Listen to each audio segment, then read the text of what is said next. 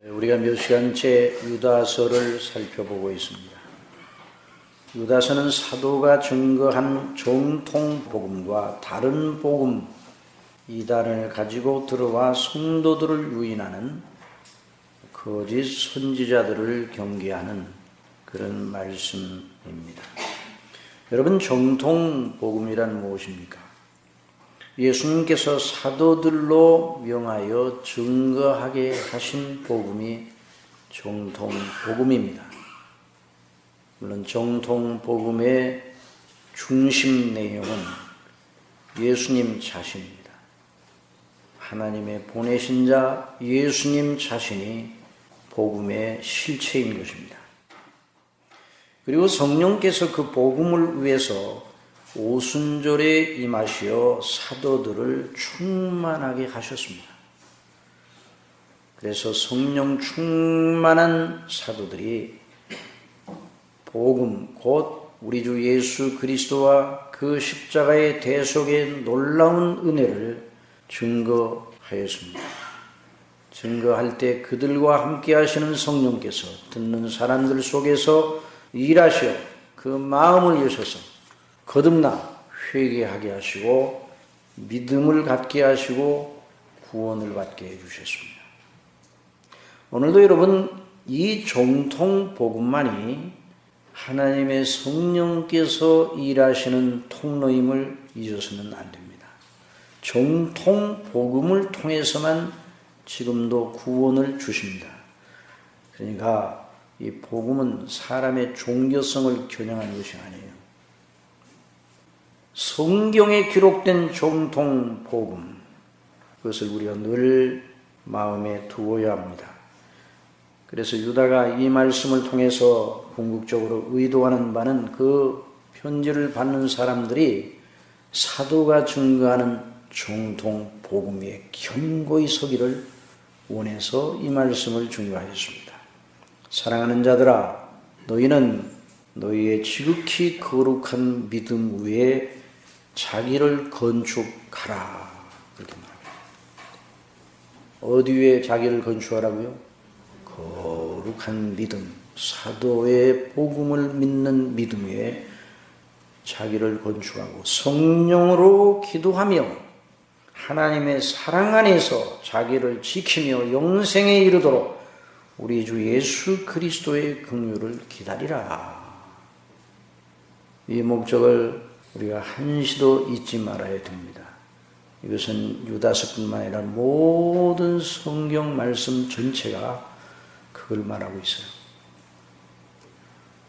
자, 이것을 우리가 마음속에 간직하고서 오늘 우리가 이 본문을 통해서 그 믿음과 정말 중요하게 이룰 데 없는 교리를 발견합니다. 이 본문 속에서 또는 영적인 원리라고도 할 수가 있죠.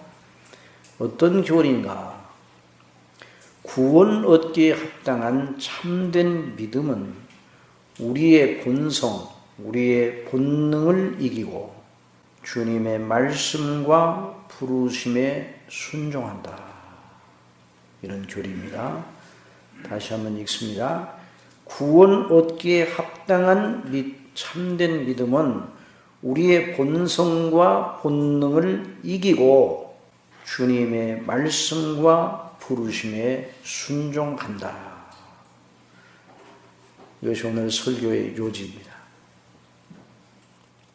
유다서 기자인 유다는 거짓 선생들의 교훈이 경건치 못하고 하나님의 은혜를 방탕의 소재, 색욕거리로 바꾸고 궁극적으로 그리스도를 부인하는 특성을 가지고 있다고 외쳤습니다.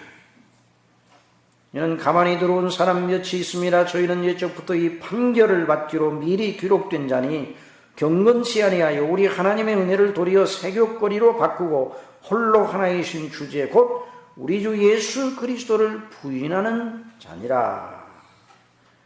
그리고 몇 가지 구약에 나타난 이 바르지 못한 거짓 교훈, 이단에 속한 그런 사례들, 하나님의 무서운 심판을 받아 멸망한 사례들을 나열하였습니다.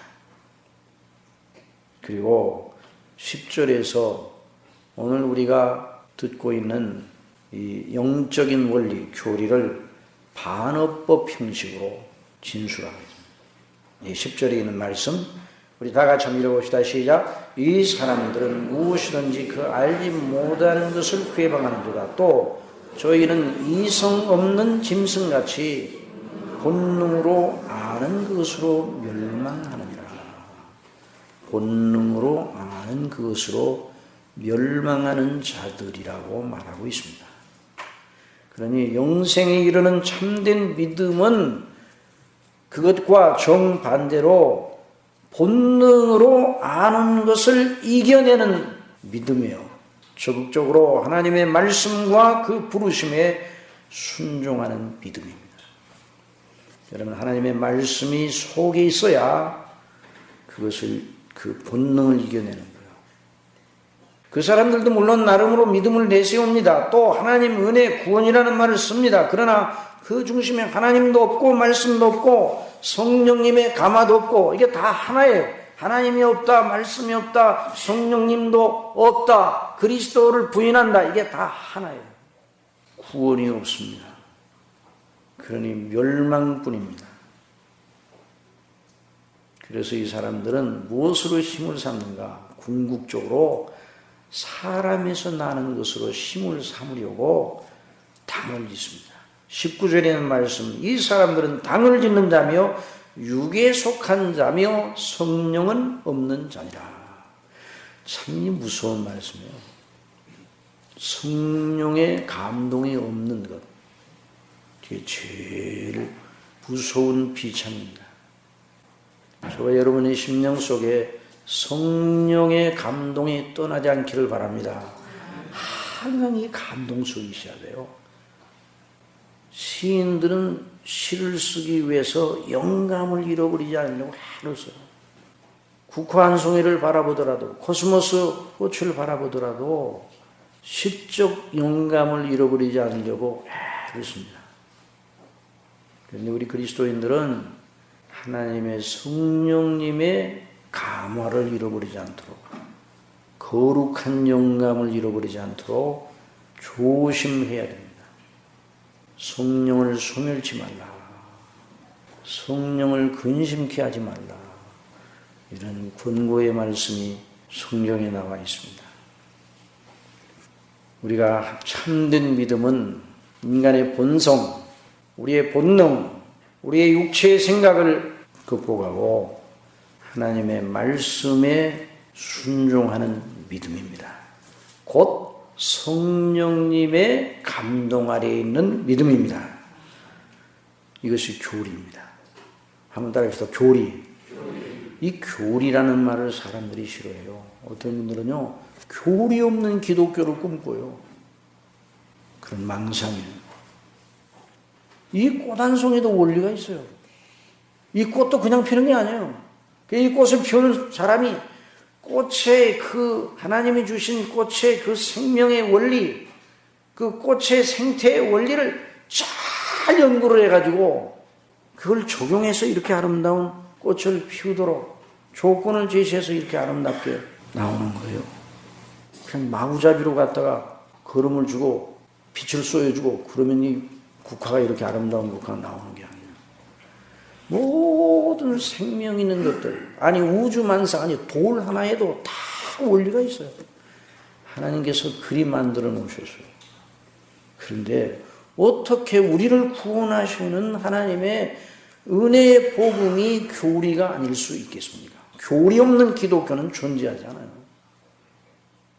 예수님께서 나는 길이요 진리요 생명이 나로 말미암지 않고는 아버지께로 올 자가 없느니라. 이게 교리예요. 아무렇게나 다 어떤 길을 통해서든 아버지께 올라갈 수 있는 게 아니에요. 오직 한 길, 예수님만이 아버지께 이르는 오직 유일한 길. 그 예수님을 아는 지식, 하나님을 아는 지식, 그 교리가 있어야 바른 믿음에 서는 것입니다. 로마서 6장 17절에 보면 하나님께 감사하리로다. 너희가 본래 죄의 종이더니 너희에게 전하여 준 바 교훈의 본을 마음으로 순종하여 주에게서 해방되어 의에게 종이 되었느니라. 여기 교훈의 본이라고 그랬어요. 교훈의 본.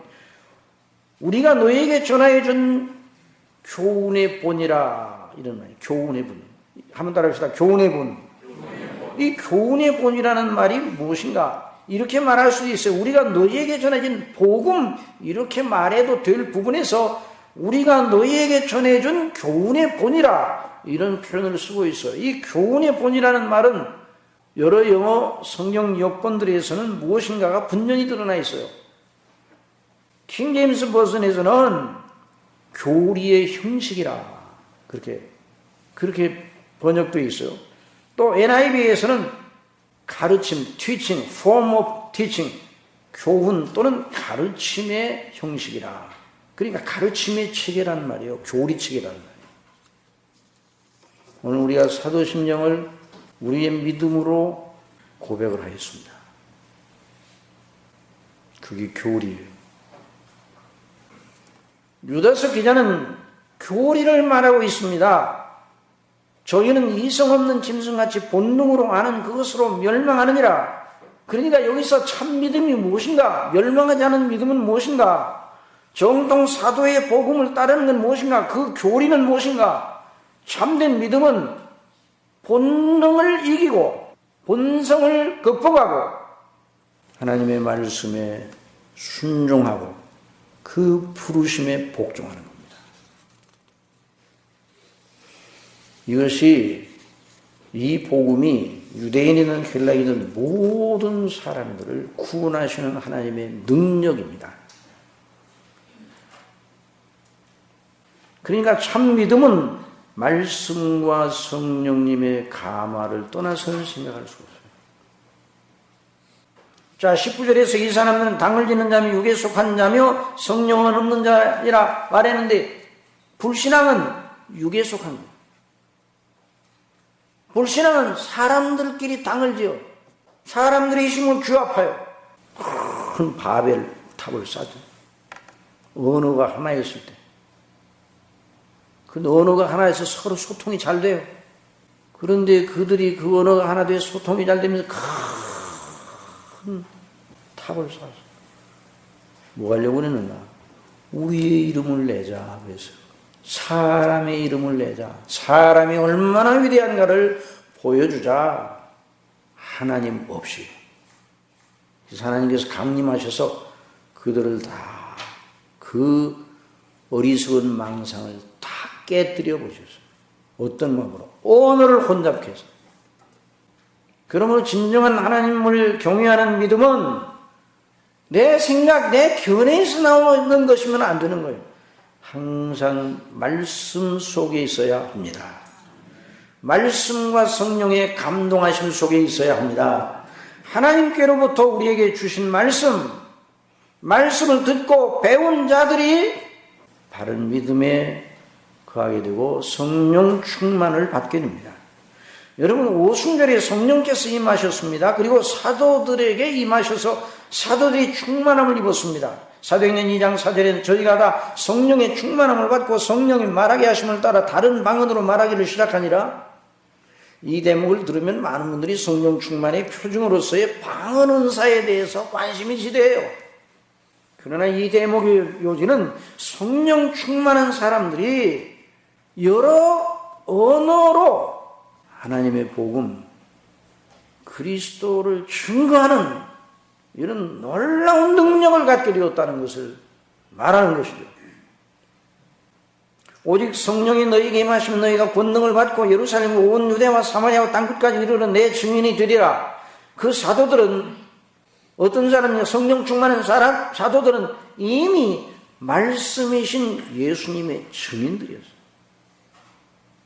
성령 충만 이전에 말씀을 배웠어요.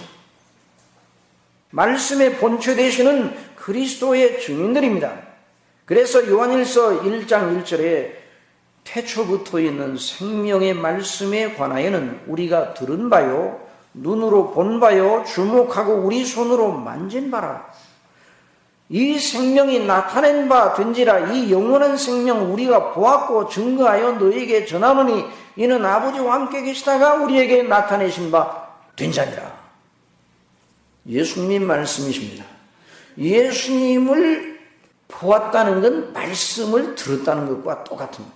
말씀을 보았다. 태초부터 있는 생명의 말씀을 우리가 눈으로 보았다. 주목하였다. 우리 손으로 만졌다 그랬어요. 사도들이 예수님과 함께 수식을 같이 합니다. 예수님의 행적을 다 보았습니다. 들었습니다. 예수님의 십자가의 대속의 죽으심도 보았습니다. 부활하신 주님도 배웠습니다. 승천하시는 예수님의 모습도 보았습니다. 말씀을 마음에 가지고 있었다. 그렇게 말씀에 충만한 사도들이 오순절에 성령 충만을 입은 것입니다. 그 말씀에 사로잡혔다는 것과 성령 충만을 입었다는 게 별개가 아니라 하나인 것입니다. 사도행전 6장 7절에 하나님의 말씀이 점점 왕성하여 예루살렘에 있는 제자의 수가 더 심히 많아지고 허다한 제사장의 무리가 이도에 복종하니라. 말씀이 점점 왕성해졌다. 뭐가 왕성해졌다고요? 하나님의 말씀이 왕성해졌습니다. 사도행전 19장 20절에 이와 같이 주의 말씀이 힘이 있어 흥왕하여 세력을 얻으니라. 이런 역사가 있기를 바랍니다. 우리들의 심령 속에, 우리의 교회 속에, 우리 한국 교회 속에 하나님의 말씀이 힘이 있어 흥왕하여 세력을 얻는 역사. 그래서 한국 교회의 역사가 하나님의 놀라운 은혜로 이렇게 성장을 하였어요. 그런데 요즘은 교회가 자꾸만 말씀보다는 다른 것으로, 그러면 다른 것으로 말씀을 대체할 것이 있습니까? 없어요. 말씀의 세력, 말씀의 왕성함은 사도들의 말씀 증거와 함께 일하시는 성령님의 역사를 실증하는 것이에요. 그래서 데살로니가 전서 1장 5절에 이는 우리 복음이 말로만 너희에게 이른 것이 아니라 오직 능력과 성령과 큰 확신으로 된 것이니. 하나님의 말씀, 복음의 말씀이 그냥 사람의 말로 전달되고 뭐 듣고 이런 수준이 아니라 능력과 성령과 큰 확신으로 되었다고 했어요. 그럼 우리는 사도들은 그런 놀라운 그 상태에 있었는데 사도시대 이후의 사람들은 어떤가? 성령이 증거하는 대로 사도들이 성령님의 감동하심을 받아 기록한, 증거한 대로 기록한 그 신약성경, 또 선지자들이 받은 대로, 모세와 선지자들이 받은 대로 기록하여 성령의 감동하심으로 기록된 구약성경, 구약성경과 신약성경이 하나님의 말씀입니다. 그 말씀을 듣고 들어야 되는 거죠. 그래서 성경을 고지고대로 강론해야 돼요. 어렵다. 어찌 안 어려울 수가 있겠어요? 하나님의 말씀인데 쉽게 해주세요. 쉬운 것도 어느 정도예요. 너희가 거듭난 것이 썩어질 시로 된 것이 아니고 썩지 아니할 시로 된 것이니 하나님의 살아있고 항상 있는 말씀으로 되었느니라. 오직 주의 말씀은 세세토록 있도다 하였으니 너희에게 전한 복음이 곧 이 말씀이다. 말씀, 하나님의 말씀인 성경의 교리와 논리 안에 있는 것이 참된 믿음입니다. 여러분 믿습니까? 성경의 논리, 한번 따라해서 성경의 논리, 성경의 교리, 곧 말씀이 그 사람을 붙잡아줘야, 그 논리에 붙잡혀야 참된 믿음에 서 있는 거예요. 논리 싸움이라고 지난주에 말씀드렸죠. 논리 싸움이에요. 논리 싸움. 믿음은요, 거룩한 논리 싸움이에요. 하나님의 논리를 붙들고 세상의 논리를 이겨내는 거예요. 하나님을 대적하는 여러 이론들을 파는 강력이라고 사도 바울이 고린도 후서 10장에서 말했습니다. 사랑하시는 성도 여러분, 그러므로 말씀을 잘 듣지 않고는 성령의 감동 아래 있을 수가 없어요. 성령의 감동 아래 없으면 참 믿음을 가질 수가 없습니다. 믿음은 어디서 난다고 그랬어요?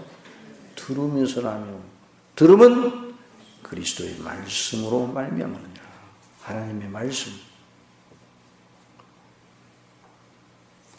그 철칙을 벗어나서 은혜 받는 일은 불가능합니다. 그것이 아닌데 은혜도 받고 있다. 그러면 그건 잘못된 것이에요. 그건 은혜가 아니에요. 사람을 감동하는 방법은 여러 가지가 있어요. 네? 연극장에 가서 배우들의 연기하는 걸 보고 눈물을 흘릴 수도 있어요. 그 내용이 어떻든 간에. 그 내용이 하나님의 복음과는 상관없어도 감동받고 눈물을 흘려요. 그럼 그걸 은혜 받았다고 그럽니까? 오늘 연극장에 가서 참 은혜 받았어. 그렇게 말하지는 않거든요.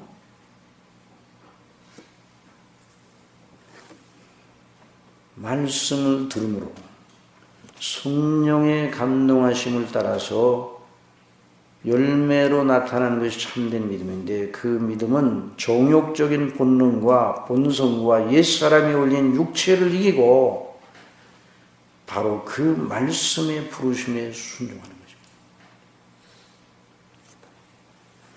그래서 사도는 에베소서 2장에서 이렇게 말하였습니다. 너희는, 교회 지체들을 보고 말하고 있어요. 너희는 사도들과 선지자들의 터 위에 세우심을 입은 자라. 곧 그리스도 예수님 안에서 구약 성경과 신약 성경, 그 가르침을 따라 세우심을 입어야 됩니다. 그리스도 예수께서 친히 모퉁이 돌이 되셨느냐. 구약 성경과 신약 성경의 논리, 교리 체계는 전부 그리스도를 중심한 교리 체계입니다.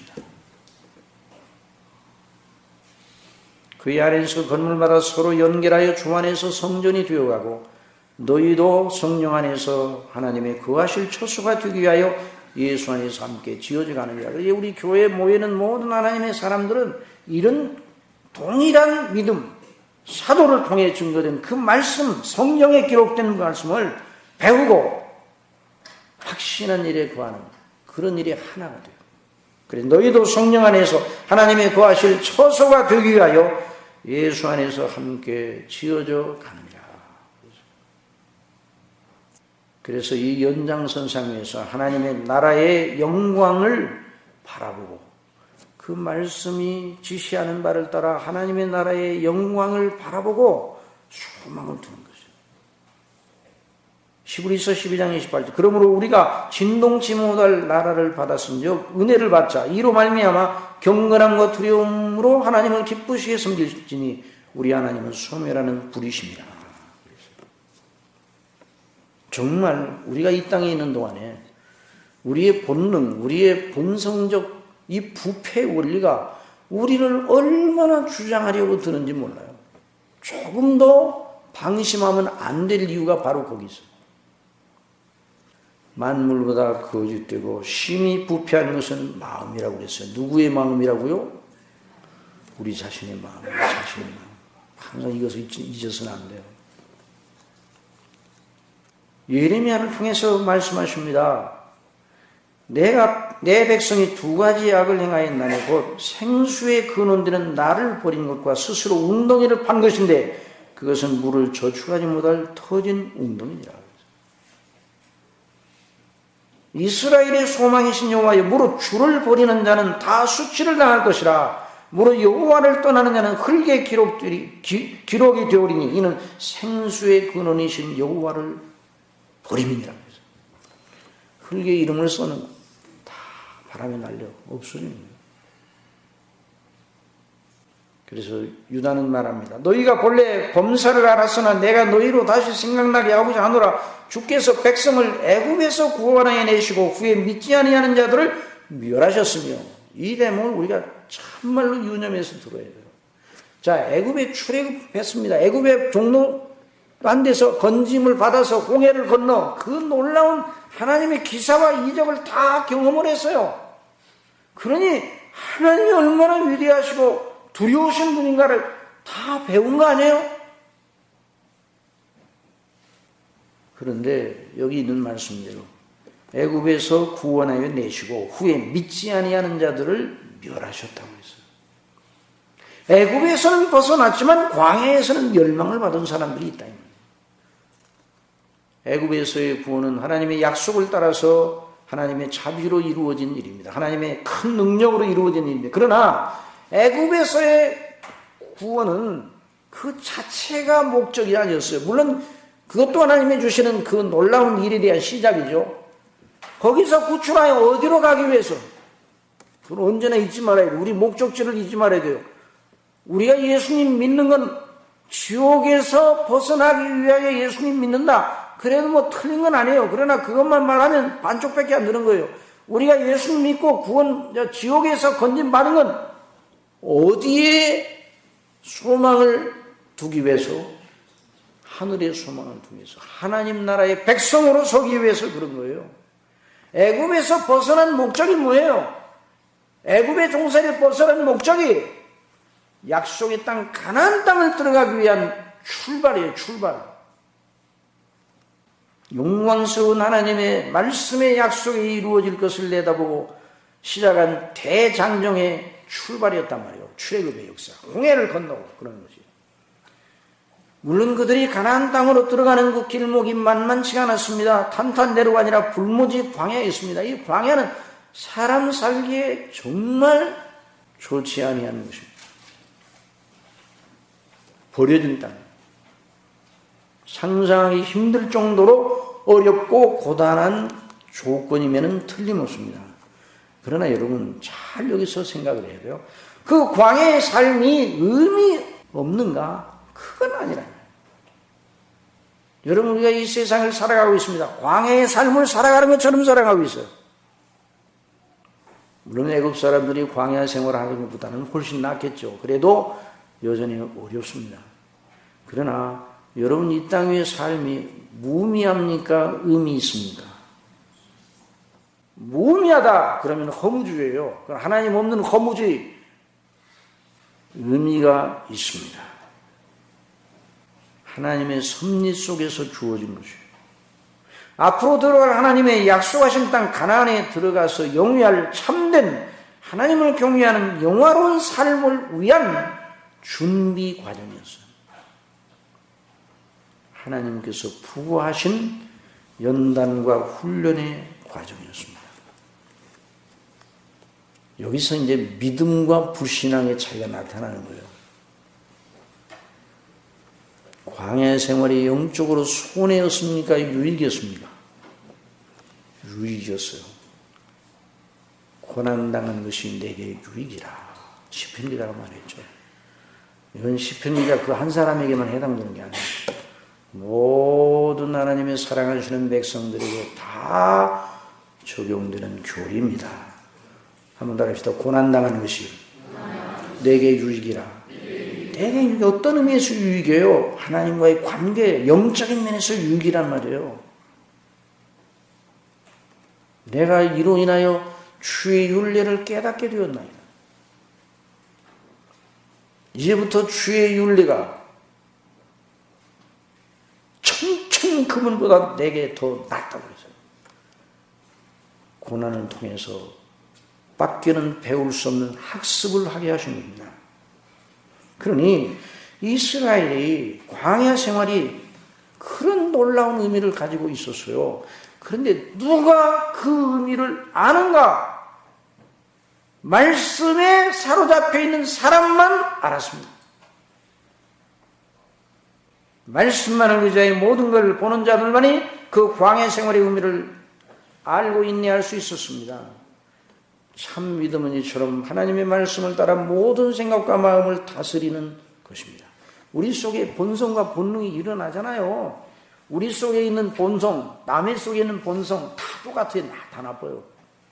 육체는 가룟 유다에서 나오는 육체나 베드로에게서 나오는 육신의 생각이나 다 하나님 앞에 기념될 만한 것이 아니에요. 다 버려지고 불태워질 것이에요. 그러면 이걸 극복하는 비결이 어디 있는가? 하나님의 말씀에 사로잡혀. 내 생각을 버리고 하나님의 생각이 내 생각보다 높다는 걸 알아. 우리 하나님께서 내 생각은 너희 생각보다 높으며 그래요. 그래서 하나님의 말씀에 비추어 현실 너머의 약속의 소망을 가지는 것, 이것이 믿음입니다. 대표적인 사람이 여호수아와 갈렙입니다. 여호수아와 갈렙은 가나안 땅에 갔다 와서 감격하고 돌아와서, 그러나 불신한 자들은 가나안 땅에 들어갔다가 포도송이는 갖고 오면서, 젖과 꿀이 흐르는 땅이라고 하는 실정으로 포도송이는 갖고 오면서 낙담하여 돌아와 백성들을 불신앙적으로 선동하였어요. 우리는 그들 앞에 메뚜기에 불과하다. 그러면서 통곡하고 그랬어요. 우리는 망하였다. 이제는 다 끝났다. 우리를 애굽에 매장지가 없어서 우리를 여기까지 데리고 나와서 이 광야에서 죽게 하는 거 통곡했어요. 백성들이 호곡을 했어요. 호곡을. 갈렙과 여호수아, 아니다. 하나님의 말씀을 따라 그들은 우리의 밥이다. 같은 것을 보는데 왜 이렇게 두 가지 결론이 나오냔 말이에요. 불신앙자들은 자기 본성에 나는 욕구와 정욕의 본능을 따라 자기의 현실만 쳐다본다. 자, 이것을 우리가 잘 생각해요. 현재 당하는 고통 자체만 보고 낙담하고 원망하는 건 믿음의 사람의 취할 행동이 아닙니다. 여러분, 고통당할 때 그 고통을 참기가 그리 쉽지 않습니다. 너무 불행한 생각이 들어옵니다. 그럼에도 불구하고 믿음의 눈을 드시기 바랍니다. 말씀을 상고하시기 바랍니다. 기도하시기 바랍니다. 지금은 아니라 하나님의 놀라운 섭리의 큰 영광을 바라보면서, 그게 현실에 매몰당하면 믿음 생활은 끝나는 거예요. 그래도 하나님께서 우리가 연약해서 넘어지더라도 다시 이렇게 세워주시잖아요. 배가 고프면 배가 고픈 것만 생각하고, 그리고 악을 쓰고 원망과 불만을 토하며 애굽에 매장지가 없어 우리를 광야로 데리고 나와서 여기서 죽게 하는가, 이런 소리를 몇 번이고 했어요. 몇 번이고. 다시 한번 정돈합니다. 불신앙이 무엇입니까? 자기의 본성과 본능에 따라 자기의 현실 자체만 보고 하나님의 이름과 그 나라와 말씀에 비추어 앞을 내다보지 못하는 것이 불신앙인 것입니다. 오늘만 봐요. 오늘만 보이는 거예요, 불신앙자들. 그러나 말씀에 비추어 우리 인생을 보는 사람은 어디까지 보는가? 영원까지 봅니다. 영원까지 보는 거예요. 오늘만 보지 않고 내일도 보고 모레도 보고 그리스도께서 다시 오실 때를 보고, 우리가 사는 날만 보는 게 아니에요. 죽은 다음의 날도 보는 거예요. 5년, 10년, 100년, 아니 우리 다음 세대와 그 후대 세대 주님의 날, 그리고 영원까지 이어지는 하나님의 나라의 영광을 바라보는 것이에요. 그게 위대하지 않습니까? 그것이 믿음의 능력이 아닙니까? 나는 우리 학생들이 예배드리면서 힘들어하는 모습을 보면 설교하는 저도 힘이 듭니다. 그러나 믿음으로 증거합니다. 믿음으로. 지금은 어렵죠. 얼마나 어렵겠어요. 그러나 이들이 들었던 그 말씀이 씨가 되어 언젠가는 반드시 발하게 될 줄 믿습니다. 눈물을 흘리며 씨를 뿌리는 자는 기쁨으로 단을 가지고 돌아옵니다. 믿습니까? 무가치한 것을 들으라고 계속 앉아서 붙잡아 놓으면 그건 허비예요. 허비고 그건 안 되는 거죠. 그러나 무슨 말인지 몰라도 들어놓으면 성령께서 나중에 역사하실 때 다 생각이 나는 거예요.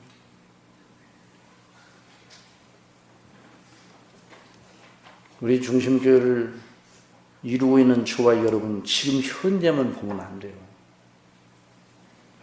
믿음의 눈을 들어 중심교회의 미래를 내다보시기 바랍니다. 그리스도께서 오실 때까지 우리 교회가 계속 복음의 영광이 광포되어야 됩니다. 그걸 바라보고 기도해야 돼요. 우리가 이 세상에 순례길이 얼마나 되겠어요? 인생의 연수가 70이요 간간하면 80이라고. 그래서 요즘은 100세 그러는데, 글쎄 100세를 사시는 분들이 있죠. 그러나 영원한 보면 손바닥 넓이밖에 되지 않는다. 믿음은 그 삶의 순례길, 내 삶의 순례길을 넘어 영혼을 바라보는 거예요. 내가 살아있는 동안만 의미가 있는 게 아니에요. 내가 죽은 다음에도 어떻게 될까를 바라봐야 돼요.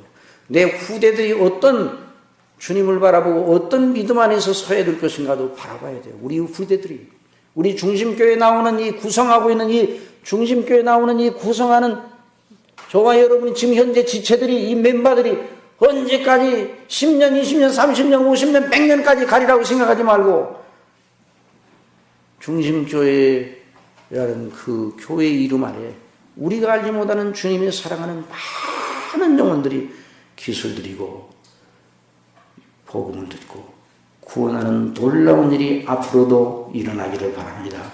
그날을 바라보면서 나가야 돼요. 사랑하시는 성도 여러분, 믿음은 오늘만 보는 것이 아닙니다. 믿음은 먼 장래를 바라봐야 돼요. 내가 살다 수완이 되어 죽고 나서도 훗날 주님이 오시기까지 이어질 역사 속에서 진행될 하나님의 큰 일을 바라보고 오늘 우리가 가지고 있는 현실 속에서 하나님의 나라와 영광을 위하여 심어야 할 씨가 무엇인가를 심어놓으면 그 씨가 나중에 발아여 큰 나무가 되어 영광으로 이어질 수 있다는 걸 믿으시기 바랍니다. 그래서 이 가나안 땅에 들어가는 그 놀라운 목적을 바라보고 출애굽했던 그 사람들이 가나안 땅만 바라본 것이 아니라 나중에 그 땅에서 이스라엘 나라가 세워지고 아브라함과 다윗의 후손 예수 그리스도가 오실 날을 바라보고 아브라함은 멀리서 예수님을 바라봤다고 그랬어요. 그러니까 믿음은 멀리 바라볼 줄 아는 그런 믿음이에요. 아브라함이 2000년 전에 멀리 예수님의 날을 바라봤어요. 그래서 아브라함이 나의 날을 때 되어질 일을 멀리서 보고 환영하였느니라 그랬습니다. 그래서 말씀에 사로잡혀 오직 말씀 따라서 오직 말씀에 사로잡혀 성령의 감동하심을 따라 기도하면서 그 소망이 이루어지는 날을 내다보고 기뻐해야 돼요. 아직 우리는 그것과 멀리 예수님이 오시는 날의 영광은 너무너무 멀리 떨어져 있어요. 몰라요. 예수님 언제 오실지. 그렇지만은 우리는 하나님의 말씀을 따라서 믿음으로 우리의 본성은 현실밖에 몰라요. 오늘밖에 몰라요. 우리 현재 조건밖에는 바라보이는 게 없어요. 그러나 믿음 말씀을 따라 하나님의 나라와 영광을 바라보며 눈물을 흘리며 씨를 뿌리는 그런 것으로 나타납니다. 눈물을 흘리며 씨를 뿌리는 자는 기쁨으로 단을 거두리로다. 울며 씨를 뿌리러 나가는 자는 정령 기쁨으로 그 단을 가지고 돌아오리로다. 이런 믿음의 역사가 저와 여러분의 심령 속에 넘치기를 바랍니다. 우리 중심교회에 넘치기를 바랍니다. 그래서 하나님의 나라와 영광이 우리 교회를 통해 계속 이어져서 중심교회라는 그 교회를 통해 앞으로 5년, 10년, 20년, 30년, 50년, 100년 여기 있는 사람들이 다 한 사람도 이 땅에 없고 다 하늘나라를 간 다음에도 그런 거룩한 영광의 그 하나님의 역사가 계속 이어지기를 바랍니다. 큰 꿈을 꾸시기 바랍니다. 그래서 우리 믿음을 따라 그리스도의 날에 그 영광의 그 주님 앞에 저와 여러분이 설 때를 바라고 날마다 행하기를 바랍니다. 그것을 거역하는 자들은 영원한 멸망에 처하게 되는 것입니다. 그래서 오늘 다단과 고라 자손의 일당에 대해서 나오는데 시간이 없어서 그건 다음 시간에 하겠습니다. 그들이 어떻게 불신앙으로 대적을 하여 멸망을 받았는가 큰 경례를 우리가 삼기에 말씀을 또 상고해야 되는데요. 우리 오늘 들은 대로 믿음, 참 믿음 따라합시다. 참 믿음은 본성과 본능을 극복하고 말씀에 사로잡혀 부르심의 목적을 따라 나아가는 것이다. 기도하겠습니다. 사랑하시는 아버지 하나님, 주의 영광을 바라고 주님의 이름을 바라고 하나님께서 주신 말씀 그리스도 안에서 저희를 구속하셔서 큰 아버지의 나라의 영광의 백성으로 삼으신 그 놀라운 그 아버지의 뜻을 늘 바라보고 현실에 매몰되는 자들이 되지 말게 해주시고 현실을 이기는 자들이 되게 하여 주옵소서. 내 본성을 이기고 말씀에 사로잡혀 성령님으로 말미암아 소망의 눈을 높이 들고 세상이 어떠하다 할지라도 내 현실이 어떠하다 할지라도 아버지의 뜻은 반드시 이루어지고 그 이루어지는 영광의 때에 주님 앞에 빛난 얼굴로 설 그 소망을 내다보고 하루하루 믿음의 삶을 살며 헌신하게 하여 주옵소서. 예수님의 이름으로 기도드리옵나이다.